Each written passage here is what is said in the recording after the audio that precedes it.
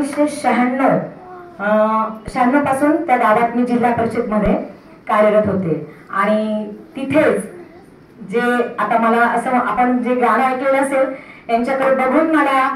ते गाणं कसं म्हणावं किंवा काय व्यक्त करावं की ह्या व्यक्तीबरोबर मी कधी मोटरसायकलवरून प्रवास केलेला आहे। केंद्राचं जेव्हा आमचं संमेलन असायचं तेव्हा या व्यक्तीने मला अडीअडचणीत बरोबर नेलेलं आहे। अशी व्यक्ती आणि अशा व्यक्तीचा हा जो मान सन्मान आहे हे पाहून माझे डोळे दिपलेले आहेत आणि काय प्रकाश तू काय झाला असं म्हणणार नाही तू कुठे गेलास हे म्हणण्यात मला खूप आनंद वाटेल, कारण की ज्या वेळेला त्यांची खरोखर परिस्थिती मी माझ्या डोळ्यांनी पाहिलेली आहे आणि त्यावेळेला माझ्यापेक्षाही अतिशय खडतर अशा गावात ज्याला आम्ही बाफळ्याचा डोंगर म्हणायचो अशा डोंगरावर या व्यक्तीने शाळा केलेली आहे। तिथे त्या मुलांना आदिवासी मुलांना घडवण्यासाठी त्यांनी प्रयत्न केलेले आहे। तिथेही ते ज्ञानदानाचं कार्य करून फक्त शिक्षक राहिले असते, परंतु आज ते जे कार्य करतायत जे गुरु आहेत म्हणजे त्यांचं जे स्थान तेच आहे त्या गुरुच्याच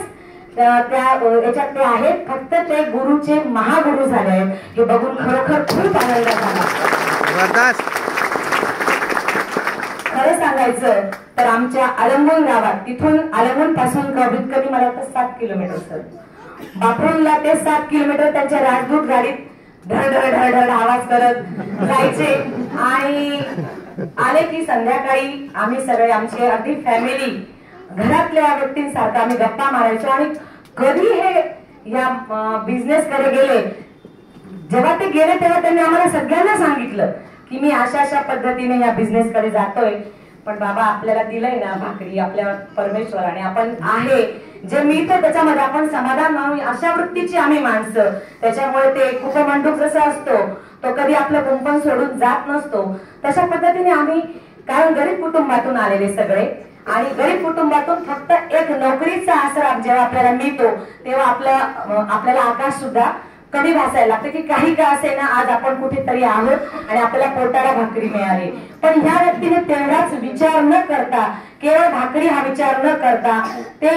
आज कुठे कुठे पोहोचले हे बघितल्यानंतर खरोखर खूपच त्यांच्याबद्दल अभिमान वाटतो। सर वेळ कमी आहे, लोक बऱ्याच वेळपासून आलेले आहेत आणि त्यांचं कुडाचं घर ही खरी सत्यता आहे। अतिशय विहिरीच्या जवळ जिथून आम्ही असं पाणी शिंदून काढत होतो त्या विहिरीच्या जवळ एक छोटस पहिल्यांदी कुडाचं घर ज्याच्यात मी सांगते मला वाटतं 8 बाय 10ची पण पहिली खोली नसेल त्यांची, त्या खोलीत त्यांचा तो आता भावेश तुमच्या बरोबर आहे त्याला आम्ही सनी म्हणतो, त्याचा जन्मही तिथे झालेला आहे। आमची सगळी मुलं एकत्र खेळलेली आहे, पण जिव्हाळा आणि प्रेम आजपर्यंत आमच्यामध्ये आहे जपून ठेवलेला आहे। हा व्यक्ती इतक्या वरपर्यंत पोहोचलेला आहे परंतु जुनी नाती संबंध या व्यक्तीने कधी सोडली नाही आणि त्यांचा हा जो सगळा प्रवास आहे खरोखर खडतर प्रवास होता आणि फक्त जिद्द चिकाटी मेहनत करण्याची तयारी आणि त्याच्यात शिकून राहण्याचं सातत्य हे त्यांच्याकडे पाहून खरोखर सर तुमचा खूप हेवा वाटतो। त्यांनी खूप आम्हाला सांगितलं की तुम्ही या,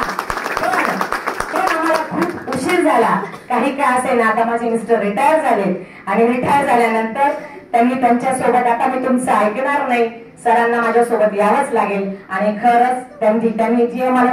कबूल केलं होतं मी त्यांना त्याप्रमाणे आता सर त्यांच्या सोबत आहेत। सर तुमचा असाच पुढे पुढे तुमची प्रगती हो, तुम्हाला बघण्यात खरोखर खूप आनंद वाटला। धन्यवाद।